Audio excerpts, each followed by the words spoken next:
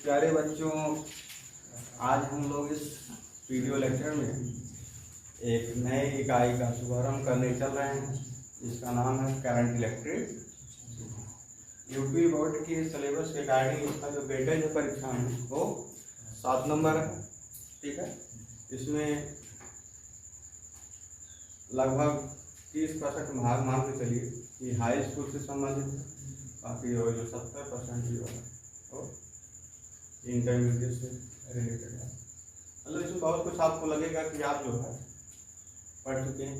तो चलिए आइए, आज का जो चर्चा का जो विषय है वो विद्युत धारा। ठीक है, तो सबसे पहले हम लोग ये जानते हैं, यूँ कह लीजिए कि हम लोग जान रहे हैं पहले से ही कि जो विद्युत धारा का प्रवाह किसमें होता है प्यारे बच्चों। विद्युत धारा का प्रवाह चालकों में होता है और सभी धातुएं क्या होती हैं, विद्युत के चालक होती हैं, अर्थात विद्युत धारा का प्रवाह धातुओं में। ठीक है, ठोसों में किसमें होता है, धातुओं में होता, मतलब इसमें होता आसानी से होता। अच्छा, धातुओं में ऐसा कौन सा गुण है जिसके कारण धातुओं में विद्युत धारा का प्रवाह होता है? तो मुक्त इलेक्ट्रॉन की उपस्थिति है। धातुओं में मुक्त इलेक्ट्रॉन की संख्या अधिक मात्रा में पाई जाती है, इसलिए धातुएं होती हैं विद्युत के चालक। अच्छा, किस चालक को हम लोग कहेंगे कि विद्युत का अच्छा चालक है, किसको कहेंगे कि बैड चालक? जिस चालक में क्या होगा, जिस चालक में मुक्त इलेक्ट्रॉन की संख्या अधिक होती है, बात में आता है, वो विद्युत का अच्छा चालक है। और जिसमें मुक्त इलेक्ट्रॉनों की संख्या जैसे जैसे कम होती जाएगी वो बैड चालक है। ठीक है, तो विद्युत धारा है क्या, सबसे पहले तो हम लोग इसी को जान लें ना। विद्युत धारा कहते किसे हैं? तो विद्युत धारा किसे कहते हैं? आवेश की गतिमान अवस्था को क्या कहते हैं? विद्युत धारा। दिशा की परिभाषा है क्या है? आवेश के गतिमान अवस्था को ही क्या कहते हैं? विद्युत धारा कहते हैं। आवेश की गतिमान अवस्था को ही क्या कहते हैं? विद्युत धारा का। इलेक्ट्रॉन कहने का तात्पर्य होगा जब आवेश क्या होता है, गति करने प्रारंभ कर रहा होता है, तो हम लोग ये कह सकते हैं कि जिसमें भी आवेश चल रहा है उसमें विद्युत धारा का प्रवाह होता है। तो ठोसों में तो केवल धातुएं विद्युत के चालक होती हैं। ठीक है बेटा, बाकी द्रव और गैस भी क्या हो सकते हैं, विद्युत के चालक होते हैं। देखिए, चालक का मतलब, विद्युत के चालक का मतलब जो विद्युत को फ्लो होने से, प्रवाहित होने, बात ना। लेकिन ठोस में विद्युत धारा का प्रवाह और द्रव या गैस में विद्युत धारा के प्रवाह में एक खास अंतर होता है। वो खास अंतर यह है कि ठोस में जो विद्युत धारा का प्रवाह होता है वो केवल ऋण आवेश इलेक्ट्रॉन के कारण होता है। बहुत ही महत्वपूर्ण लाइन है कि ठोस धात्विक चालक में जो विद्युत धारा का प्रवाह होता है वो केवल ऋण आवेशित इलेक्ट्रॉन के कारण होता है, जबकि द्रव या गैसीय अवस्था में जो विद्युत का चालन होता है, या उस मीडियम में विद्युत का चालन होता है, तो कैसे होता है बच्चों? उसमें धनायनों और ऋणायनों दोनों के गति के कारण होता है। उसमें किसके कारण होता है? धनायनों के कारण भी होता है और ऋणायनों के कारण भी होता है। ठीक है, विद्युत धारा के प्रवाह की जो दिशा है धनायनों के प्रवाह की दिशा में मानी जाती है। ध्यान दीजिएगा, विद्युत धारा के प्रवाह की दिशा किधर मानी जाती है? धनायनों के प्रवाह की दिशा में मानी जाती है। बात समझ आ रहा? अर्थात ऋणायनों के प्रवाह की दिशा के विपरीत होती है। ऋणायन मतलब इलेक्ट्रॉन, यानी इलेक्ट्रॉन के चलने की दिशा की क्या होती है? विपरीत होती है। कोई दिक्कत नहीं। दूसरे भाषा में अगर हम बात करें, इसका परिभाषा लिखना चाहें तो हम लोग क्या कर सकते हैं? दूसरा परिभाषा कि किसी चालक में 1 सेकंड में जितना आवेश का प्रवाह हो, किसी चालक में कितने समय में बेटा? 1 सेकंड में जितना आवेश प्रवाह हो रहा हो उसे हम क्या कर सकते हैं? विद्युत धारा कहते हैं।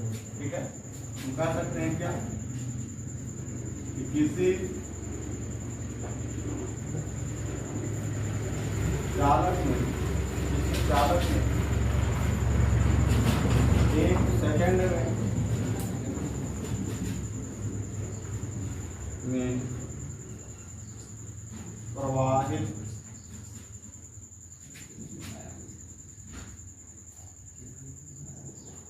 आवेश की मात्रा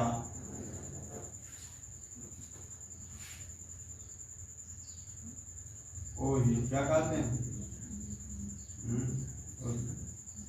को ही विद्युत धारा, विद्युत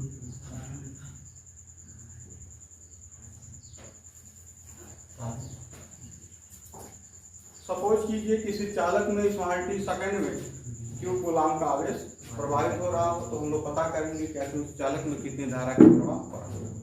हम कहेंगे कि यदि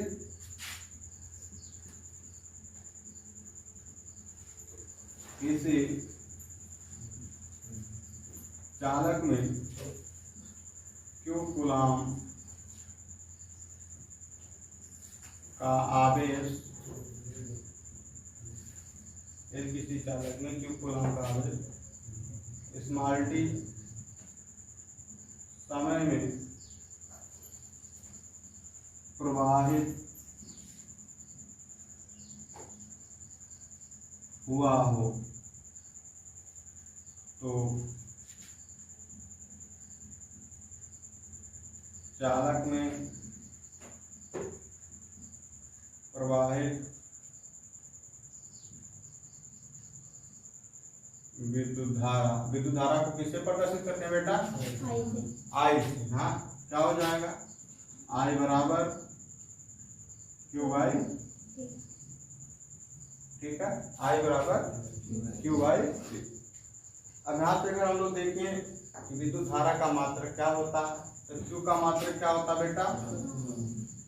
कूलाम, और टी का मात्रक सेकंड, तो क्या हो जाएगा? कूलाम प्रति सेकंड। ठीक है, कूलाम प्रति सेकंड। किस पद्धति में मात्रक होता है विद्युत धारा का? एसआई पद्धति। किस पद्धति में होता है? एसआई पद्धति में जो है विद्युत धारा का मात्रक जो है कूलाम प्रति सेकंड जो होता है। अगर हम लोग कहें कि यदि Q बराबर 1 कूलाम, देखिए कूलाम का जो सिंबल यानी प्रतीक होता है कैपिटल C होता है। क्यों?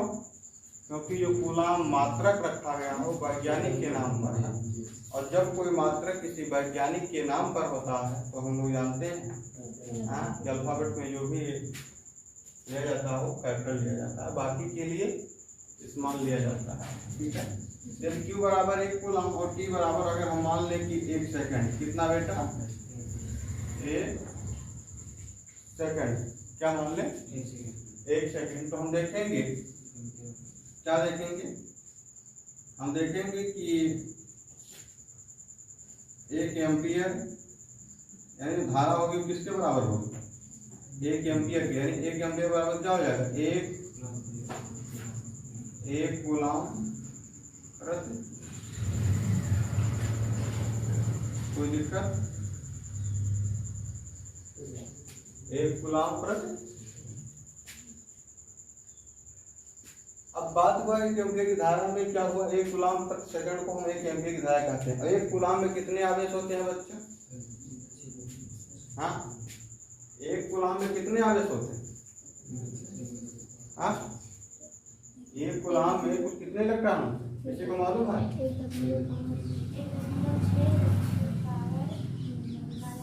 वो 1 इलेक्ट्रॉन पर आवेश होता है।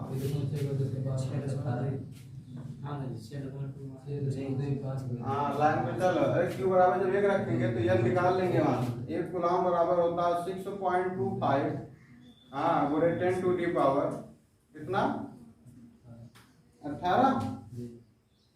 18 इलेक्ट्रॉन।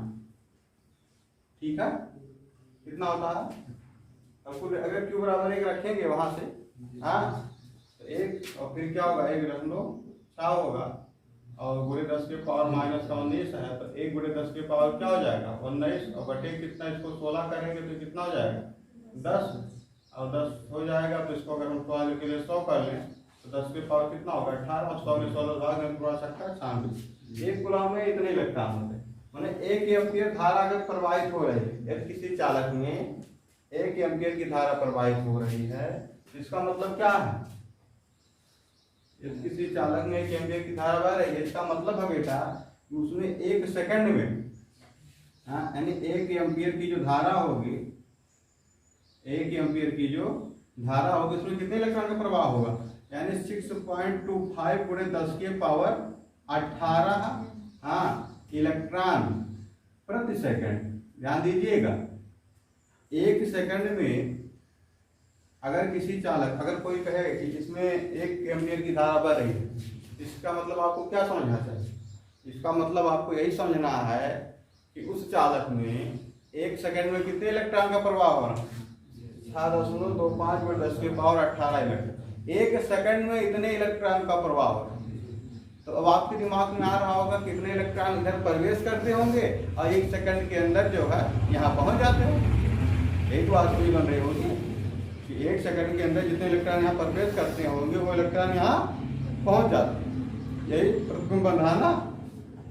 तो ये आपकी परिकल्पना गलत। इसका मतलब हुआ कि 1 सेकंड के दौरान 6.25 गुणे 10 के पावर 18 इलेक्ट्रॉन इधर से प्रवेश करते हैं, बात है ना, और उतने इलेक्ट्रॉन इधर से निकल जाते हैं। यानी 1 सेकंड के दौरान इस चालक के अंदर प्रवेश करने वाले उधर से निकलने वाले जो इलेक्ट्रॉन होंगे कितना होंगे, इतना इलेक्ट्रॉन। ठीक है, अगर 1 एम्पीयर की, अगर 2 एम्पीयर की है तो उसमें 2 से गुणा करना होगा, 3 एम्पीयर की है तो 3। तो अब यहाँ से हम लोग 1 एम्पीयर विद्युत धारा को परिभाषित कर सकते हैं।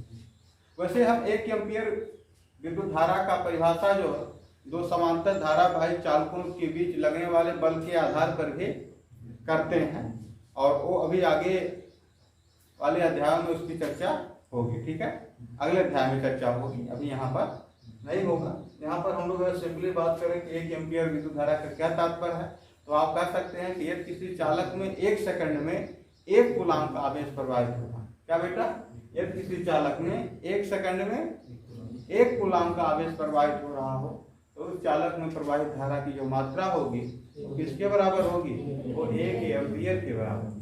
किसके बराबर होगी बेटा, 1 एम्पीयर के बराबर होगी। ठीक है, यानी चलिए हम लोग 1 एम्पीयर को परिभाषित कर देते हैं। हम कह सकते हैं क्या कि यदि किसी चालक में 1 कूलाम का आवेश 1 सेकंड तक प्रवाहित हो तो चालक में प्रवाहित धारा का मान किसके बराबर होगा, 1 एम्पीयर के बराबर हो। प्यारे बच्चों, विद्युत धारा कौन सी राशि है? हाँ, तो आप जानेंगे कि विद्युत धारा का मात्रक कूलाम प्रति सेकंड या एम्पीयर होता है। एम्पीयर को कैपिटल ए से प्रदर्शित करते हैं। एम्पीयर को किससे प्रदर्शित करते हैं? क्यों? क्योंकि एम्पीयर भी जो है वैज्ञानिक का नाम है। ठीक है, तो इसलिए एम्पीयर का सिंबल जो है कैपिटल ए। विद्युत धारा देखिए परिमाण और दिशा, आप जानते हैं कि जब भी किसी चालक में धारा प्रवाहित होती है तो धारा को हम लोग प्रदर्शित करते हैं ना कि दिशा से दिशा में जा रहा, तेल लगा के प्रदर्शित करते हैं, मतलब उसमें दिशा होती है, लेकिन फिर भी वो एक अदिश राशि है, फिर भी वो एक अदिश राशि। यानी विद्युत धारा परिमाण और दिशा रखते हुए भी एक अदिश राशि है। इसके पीछे का बस राज यही है, क्योंकि विद्युत धारा जो होता है इस सदिश के योग नियमों का पालन नहीं करता। बात ना, अगर करता तो कौन सी राशि होती, सदिश होती। यानी विद्युत धारा क्या है? एक कौन, यानी कि विद्युत धारा एक अदिश, विद्युत धारा क्या है? एक अदिश राशि। विद्युत धारा क्या है? एक अदिश राशि। ठीक है, तो इतना तो आप जान गए। आप जान गए कि अगर किसी चालक में आवेश गतिमान है तो उस आवेश प्रवाह को ही हम लोग क्या कहते हैं? विद्युत धारा कहते हैं। ठीक है, यानी आवेश चल रहा है तो विद्युत धारा का प्रवाह हो रहा है। और आवेश किसकी द्वारा चल रहा है? इलेक्ट्रॉन की द्वारा चल रहा है। तो प्यारे बच्चों, हम लोग जानते हैं कि कोई भी धातु ले लो, चाहे कोई पदार्थ ले लीजिए, आप जानते हैं वो परमाणु अणु से मिलकर बने होते हैं। किससे मिलकर बने होते हैं? परमाणु और अणुओं से मिलकर के बने होते हैं। और इन परमाणु अणुओं में क्या होते हैं? इलेक्ट्रॉन, प्रोटॉन और न्यूट्रॉन तो होते हैं। और आप जानते हैं कि जो इलेक्ट्रॉन होते हैं नाभिक के चारों ओर क्या करते हैं? गति करते हैं। आपने ये भी परिकल्पना किया। ठीक है, तो जो आधातुएं होती हैं इसमें जो बाह्य कोश के जो इलेक्ट्रॉन होते हैं वो नाभिक के साथ क्या होते हैं? दृढ़ता से बंधे होते हैं। जबकि जो धात्विक पदार्थ होते हैं इनके बाह्य कोश के जो इलेक्ट्रॉन होते हैं नाभिक के साथ बहुत क्षीण बल के द्वारा बंधे होते हैं। ये बहुत कम ऊर्जा वेग से अपने परमाणु से क्या हो जाते हैं? पृथक हो जाते हैं। और जिस परमाणु से पृथक होते हैं वो क्या होता है? वो आयन में बदल जाता है। वो किस में बदल जाता है बच्चों? आयन में बदल जाता है। और कैसे आयन में बदल जाता है? धन आयन में बदल जाता है। किसमें बदल जाए? यानी जिस परमाणु से इलेक्ट्रॉन निकलता है या मुक्त होता है तो उस इलेक्ट्रॉन का नाम क्या होता है? मुक्त इलेक्ट्रॉन होता है। और उसका जो परमाणु था, जिस परमाणु से इलेक्ट्रॉन निकला है, वो धनावेशित आयन में बदल जाता है। किस में बदल जाता है? धनावेशित आयन बदल जाता है। यानी धातुएं जो होते हैं, धातुओं में जो इलेक्ट्रॉन होते हैं बाह्य कोश से क्या होते हैं? मुक्त हुए जाते हैं, जिन्हें मुक्त इलेक्ट्रॉन। और ये इलेक्ट्रॉन कहाँ मुक्त करते हैं? जानते हो कि परमाणुओं के बीच में कुछ ना कुछ खाली स्थान होता है जिसे अंतराणु का स्थान के नाम से जानते हैं। किस स्थान से जानते हैं बेटा?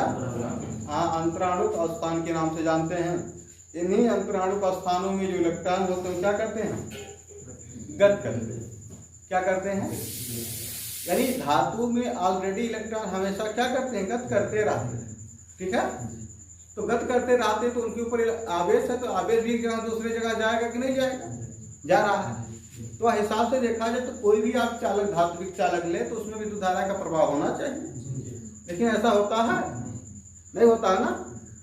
क्यों? क्योंकि उन इलेक्ट्रॉनों के जो चलने की जो डायरेक्शन है वो निश्चित नहीं है, वो अनिश्चित है, अनियमित है। कोई पूर्व से पश्चिम की ओर जा रहा तो कोई पश्चिम से पूर्व की तरफ जा रहा है, कोई इधर से इधर जा रहा है, कोई इधर से इधर जा रहा है। अगर हम मान लो एक सपोज करें बेलनाकार चालक की बात करें, मान लो कोई ऐसे मान लो धात्विक पदार्थ है। ठीक है, तो अब इसमें जो इलेक्ट्रॉन भरे हुए हैं, इलेक्ट्रॉन मुक्त इलेक्ट्रॉन होंगे क्योंकि धातुओं में इलेक्ट्रॉन पाए जाते हैं, इसलिए उसमें विद्युत धारा का प्रवाह होता है। और अचालकों में मुक्त इलेक्ट्रॉन नहीं पाए जाते हैं, इसलिए विद्युत धारा का प्रवाह नहीं होता। हमने बताया कि हाँ, कोई चालक अच्छा चालक कब होगा? जब उसमें मुक्त इलेक्ट्रॉन की संख्या सबसे जिसमें अधिक होगा वो अच्छा चालक, जिसमें कम होगा वो बढ़ चालक। तो ये भी बात आती है धातु में कौन सा ऐसा धातु है जो विद्युत का सबसे अच्छा चालक है? शायद आप लोगों को कभी पिछले क्लासों में कहीं बताया गया रहा होगा। किसी को मालूम? हाई स्कूल बताया गया था? नहीं मालूम? आपको बताया गया था कि जो चांदी होता है वो विद्युत का अच्छा चालक। दूसरे नंबर पे तांबा होता है, तीसरे नंबर पे जो है सोना को लोग मानते हैं, चौथे नंबर पर एल्यूमिनियम को। ठीक है, यानी कि जो चांदी है उसमें मुक्त इलेक्ट्रॉनों की संख्या क्या होती है? अन्य धातुओं की अपेक्षा अधिक पाई जाती है, इसलिए क्या है? जो चांदी होता है वो अच्छा चालक। तो अब मान लो किसी धातु चालक है, तो आप बेटा देखें कि इसमें जितने भी इलेक्ट्रॉन कुछ भरे हुए हैं अनियमित रूप से गति कर रहे हैं, तो कोई इलेक्ट्रॉन इधर चल रहा है, हाँ इधर कुछ इलेक्ट्रॉन चल रहे होंगे, कुछ देख रहे हो वो इधर आ रहे हैं, कुछ इधर भी तो आ रहे होंगे। हाँ, जैसे मेला में आप लोग जाते हैं ना, तो मेला में आप देखते हैं कि अधिकांश लोग चलते रहे, तो वो मेला एक जगह दूसरी जगह क्यों नहीं जाते? कभी आपने सोचा? यानी जिस तरह मेले में लोग एक जगह से दूसरे जगह चलते हैं, ठीक उसी प्रकार धात्विक चालक में इलेक्ट्रॉन भी एक जगह से दूसरी जगह ठीक उसी प्रकार चलते हैं। तो जिस तरह मेला वहीं रह जाता है, उसी प्रकार इलेक्ट्रॉन वहीं के मान के चलो वहीं रह जाता। फर्क बस इतना है, जहाँ पे पहले कोई था वो कहीं और चला गया, दूसरा वाला वहां पहुंच गया। ठीक हाल बेटा है, नहीं तो मेला कहीं और पहुंच जाती कि नहीं चलती? क्यों? क्योंकि कोई यहाँ से वहां जा रहा है तो कोई वहां से यहाँ आ रहा है। यानी अगर देखा जाए इसमें कोई अनुप्रस्थ काट का, हम जिस दिशा में इलेक्ट्रॉन चल रहे हैं उसके लंबवत कोई अनुप्रस्थ काट क्षेत्र हम लें तो देखेंगे कि जितने इलेक्ट्रॉन किसी समांतर के दौरान जितने इलेक्ट्रॉन इधर से इधर जाएंगे, ठीक उतने इलेक्ट्रॉन इधर से इधर आएंगे। बात समझ रहा है? इधर से इधर आएंगे, मतलब इलेक्ट्रॉनों का जो नेट प्रवाह है वो क्या है? हाँ, वो शून्य है। इसलिए हाँ, मतलब धारा का प्रवाह नहीं होता है। कब होता है? जब इनको क्या किया जाता है? किसी वैद्युत क्षेत्र में रखा जाए। माने जब तक चालक में आवेश एक निश्चित दिशा में प्रवाहित नहीं होंगे तब तक विद्युत धारा का प्रवाह नहीं होगा। और ये जो इलेक्ट्रॉन अनियमित रूप से गति करते हैं, इनका वेग भी कम नहीं होता है। कितना होता है? 10⁵ मीटर प्रति सेकंड। कितना होता है? 10⁵ मीटर प्रति 10⁵ का मतलब समझ रहे हो कितना? कितना? 1 लाख, 1 2 सैकड़ा, 1000, 10,000, लाख। 1 लाख मीटर प्रति सेकंड अर्थात 200 किलोमीटर प्रति सेकंड। यानी इन इलेक्ट्रॉनों का रेस इतना तेज है कि 1 सेकंड में 200 किलोमीटर, 200 नहीं 100 किलोमीटर, कितना? 100 किलोमीटर चल सकते हैं। क्या बात? 1 सेकंड। यानी अगर इलेक्ट्रॉन के ऊपर आप बैठ जाओ तो बिना पेट्रोल के जो है 1 सेकंड में आप 100 किलोमीटर जा सकते हैं। लेकिन फिर भी विद्युत धारा का प्रवाह नहीं होता है। ठीक है? तो बेटा इलेक्ट्रॉनों का जो उसमें वेग होता है इसे वेग से चलते हैं। लेकिन जब इनको क्या कोई वैद्युत क्षेत्र अप्लाई किया जाए, जैसे मान लो 2 डिस्क लीजिए, एक धन आवेश से आवेशित हो और एक ऋण आवेश से आवेशित हो। धन वहां जो प्लस मान लो क्यू आवेश से आवेशित है उसको मान लो इधर चिपका दो। ठीक है? इधर चिपका दो, इधर चिपका दो। और जो ऋण आवेश से आवेशित है उसको इधर चिपका दो। इधर क्या? -q coulomb. अब बेटा क्या होगा? जो आपका चालक था इधर इधर चिपका दो ऐसे। ठीक है? जैसे चिपकाया गया और मान लो कुप्पा इधर से लगा दिया गया। अब इसी में एक धन आवेशित हो, दूसरा ऋण आवेशित हो, तो क्या होंगे? अब तो इसमें इलेक्ट्रॉन हम उन पे बल लगेगा तो एक बल का अनुभव करेंगे कि नहीं? अब इलेक्ट्रॉन जो है इस जो ऋण आवेशित डिस्क है और इलेक्ट्रॉन के बीच कैसा बल लगेगा? प्रतिकर्षण। यानी इलेक्ट्रॉन को इधर खदेड़ेगा कि नहीं? और चूंकि क्या धन आवेश है तो इनके बीच क्या होगा? आकर्षण। यानी कि तो बुलाए, यानी सभी इलेक्ट्रॉन अब क्या करेंगे? एक निश्चित डायरेक्शन की ओर मूव करना क्या हो जाएंगे? प्रारंभ कर देंगे। बात समझ आ रहा? और जैसे एक निश्चित दिशा की ओर प्रारंभ करेंगे विद्युत धारा का प्रवाह इलेक्ट्रॉन की विपरीत दिशा में होने लगे। ठीक है? लेकिन बेटा इतना डिस्क लगाने से अस्थायी धारा का प्रवाह नहीं होता है। क्यों? क्योंकि जाएगा तो इसको उदासीन करेगा ना, और जब उदासीन हो जाएगा तो कहानी खत्म। फिर इलेक्ट्रॉन ऐसे कैसे रह जाएंगे? तो इसके लिए चाहिए परमानेंट के लिए क्या होता है? अस्थायी धारा के लिए क्या होता है? हमें इसका संबंध किसी सेल या बैटरी से करना। और सेल या बैटरी पर आवेश खत्म नहीं होता। आप लोगों को केमिस्ट्री में पढ़ाया गया है, वहां पर रासायनिक क्रियाएं होती रहती हैं जिसके कारण वहां पर आवेश उत्पन्न होता रहता है। बात समझा बेटा? वहां पर आवेश उत्पन्न होता रहता है। तो चालक में अस्थायी धारा के लिए आपको क्या करना होगा?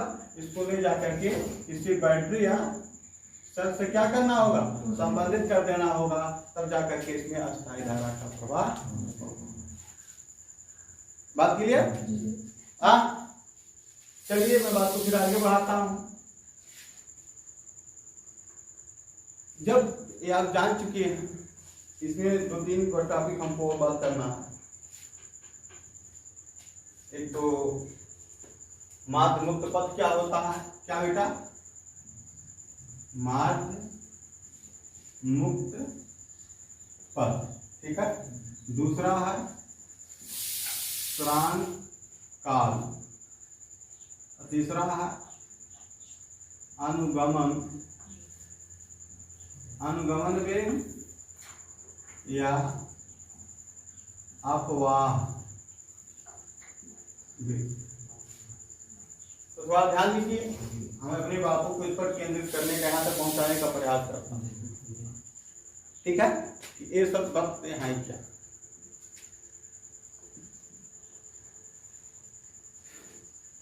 इस बात को समझने के लिए हम लोग मान लेते हैं कि इससे जो चालक होता है, जिसमें आप जान गए हैं फ्री इलेक्ट्रॉन पाया जाता है,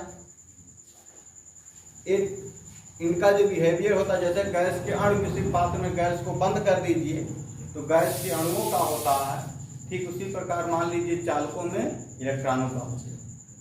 तो अणु क्या करते हैं, एक दूसरे से टकराते हैं नहीं। अभी किसी कमरे में रोशनी आ रहा हो किसी रोशनदान से, तो आप देखते हैं कि उसमें छोटे छोटे ढेर सारे कण होते हैं जो अनियमित रूप से गत करते हैं नहीं, और एक दूसरे से देखो बेटा टकराते भी हैं कि दूर।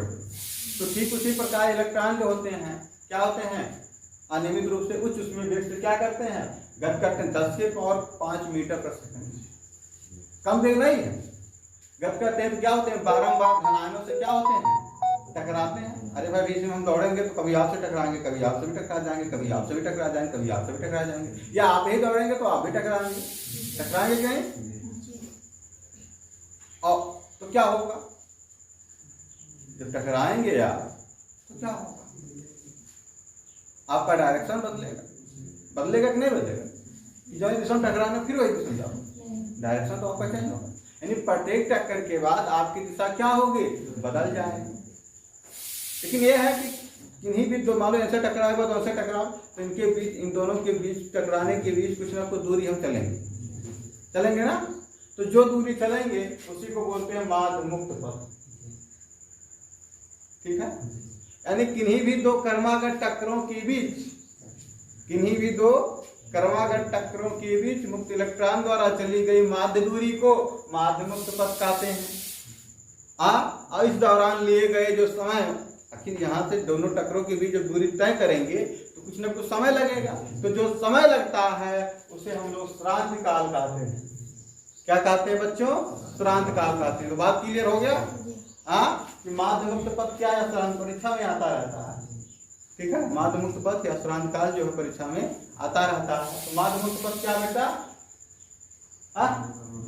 किन्हीं भी दो क्रमागत, क्योंकि तो दिमाग में बैठ चुका है कि इलेक्ट्रॉन अनियमित रूप से गत करते हैं, बारंबार धनायनों से, धनायन मतलब जान ही चुकी हो, टकराते हैं। ठीक है, तो किन्हीं भी दो क्रमागत टक्करों के बीच मुक्त इलेक्ट्रॉन द्वारा चली गई माध्य दूरी को माध्य मुक्त पथ तथा इस दौरान लिए गए समय को या इस दूरी को तय करने में लगे समय को क्या कहते हैं, श्रांत काल। ठीक है प्यारे बच्चों, तो आप जान चुके हो भले अनियमित रूप से गत कर रहे हैं, उच्च ऊष्मीय वेग से गत कर रहे हैं। उच्च ऊष्मीय वेग कितना है, यही तो है। ठीक है, लेकिन इनका जो बेटा औसत ऊष्मीय वेग होता है, यानी जब तक उनको वैद्युत क्षेत्र से संबंधित नहीं किया जाता चालक का, तो इलेक्ट्रॉनों का जो औसत ऊष्मीय वेग होता, मान लो ढेर सारे इलेक्ट्रॉन है, औसत ऊष्मीय वेग मतलब जिस वेग से चल रहे हैं बेटा। ठीक है, तो उनका वेग मान लो थोड़ा अलग अलग होगा। किसी का मान लो u1, किसी का मान लो u2, किसी का मान लीजिए u3, अगले का मान लो u4 डॉट। ठीक है, मान लीजिए अगर n इलेक्ट्रॉन है तो क्या हो जाएगा un। तो इनका जो औसत उसमें वेग होगा, देखिए जब भी किसी चीज का औसत निकालते हैं तो उसको जोड़ लेते हैं और जितना होता है उतने से भाग दे देते हैं। तो मान लो अगर n इलेक्ट्रॉन है तो आपको क्या करना होगा, n से भाग दे देना होगा। तो औसत उसमें वेग क्या मिला, औसत उसमें जो वेग मिला वो शून्य मिलता है।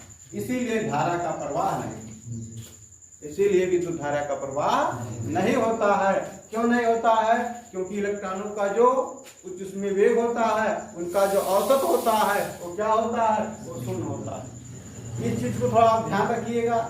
जब हम अनुगमन वेग के आधार पर ओम के नियम की व्याख्या करेंगे तो हमें इस चीज की वहां पे जरूरत पड़ेगी, और मैं वहां पर इतना बराबर 0 रखूंगा, तो आप कंफ्यूज मत होइएगा।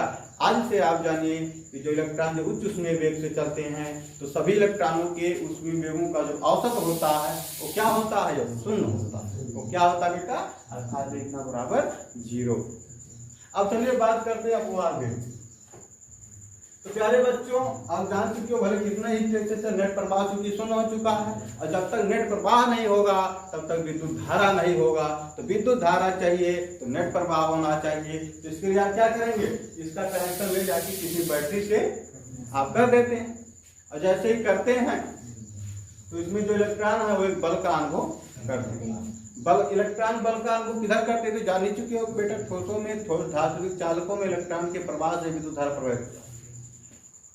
धनांश नहीं होता है क्योंकि वो अपने स्थान पे जमे हो, अपने स्थान से हिलते नहीं। तो इलेक्ट्रॉन बल का अनुभव किस दिशा में करते हैं, वैद्युत क्षेत्र की दिशा में या वैद्युत क्षेत्र की विपरीत दिशा में। वैद्युत क्षेत्र के विपरीत दिशा में एक बल का अनुभव करते हैं। तो जो बल का अनुभव करेंगे तो बल क्या करता है, त्वरण प्रदान करता है। क्या करता है, त्वरण प्रदान करता था, तो इलेक्ट्रॉनों को त्वरित करता है। तब तो आप कहेंगे कि त्वरण प्रदान होगा तब तो वेग खर खर बढ़ता जाएगा। नहीं बेटा, वेग बढ़ता नहीं हो। इससे मान लो हमने प्रेशर दिया किसी को, तो यहाँ से गया तो खट से टकराया, फिर उसका वेग कम हुआ, क्योंकि फिर बल लग रहा, तो फिर उठा, फिर भागा, तो फिर टकराया। समझ रहे हो? तो ये टकराने उठकर चलने में जो है उसका वेग बहुत ज्यादा नहीं हो पाता है। यानी जब आप सर से जोड़ देंगे, बैटरी से जोड़ देंगे, यानी जब वैद्युत क्षेत्र आप चालक पर लगा देंगे तो जो इनका उच्च ऊष्मीय वेग था उस पर एक अन्य वेग हावी हो जाता है, और उसी वेग से जो इलेक्ट्रॉन होते हैं वैद्युत क्षेत्र की दिशा में चलते हैं, कि विपरीत दिशा में चलते हैं।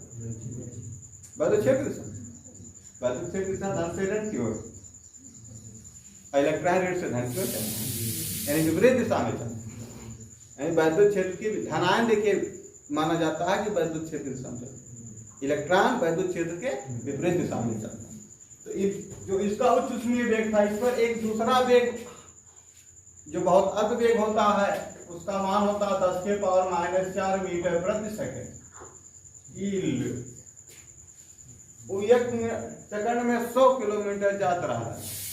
अभी एक सेकंड में 1 मीटर जाए वाला ना, इसका मतलब समझ लो ना, 1 मीटर तार लियो और वका 10,000 भाग में काट दियो। 1 मीटर तार लियो 10,000 भाग में काट दो, तो 1 सेकंड में इलेक्ट्रॉन उतना चलिए, मैंने एक को परगना ही चलिए, समझना। और इसी से विद्युत धारा का प्रभाव, इलेक्ट्रॉन के इसी वेग से क्या होता है तो बताओ, उतना रहा तो कुछ नहीं, इतना भाई तो बहुत कुछ। तो ये क्या है, ये एक अफवाह वेग ना है, ये कमन वेग है, ये अफवाह वेग है, इसका कोई मतलब है। इतना कम वेग है उसके बाद विद्युत धारा का प्रभाव, लेकिन वही है ना, तब एक निश्चित दिशा में काम कर रहा है। अभी चलो कहते हैं चलो क्या करना है, मान लो सफाई करना है, तो कोई बच्चा कूड़ा यहाँ से उठाए वहां रख दे, कोई वहां से उठाए यहाँ रख दे, तो सफाई होगा। जैसे लड़की यहाँ से उठाए वहां रख दे, कोई लड़कियां ऐसी ना, और लड़के वहां से उठाते यहाँ कहते होते हैं धोए लगे सब, तो दिन भर ऐसे लगा रहो, साफ होगा। और अगर सब लोग एक दो उठा यही वर्ष उठा के उधर ले जाके फेंके, सफाई तो कुछ ना कुछ हो जाए। इसलिए कहा जाता है प्यारे बच्चों कि एकता में बल, एकता में क्या होता है। तो पत्र में आगे के वो आगे क्या है कि वैद्युत क्षेत्र की उपस्थिति में मुक्त इलेक्ट्रॉन जो होते हैं वो एक अति सूक्ष्म वेग वैद्युत क्षेत्र के विपरीत दिशा में अर्जित कर लेते हैं, और इसी अति सूक्ष्म वेग को ही क्या बताते हैं, अनुगमन वेग या अपवाह। यानी जो विद्युत धारा हमें प्राप्त होती है, जो विद्युत धारा हमें प्राप्त होती है वो अनुगमन वेग के कारण प्राप्त, किसके कारण प्राप्त होती है बच्चों, अनुगमन वेग के कारण प्राप्त। बात क्लियर? तो ठीक है, धन्यवाद।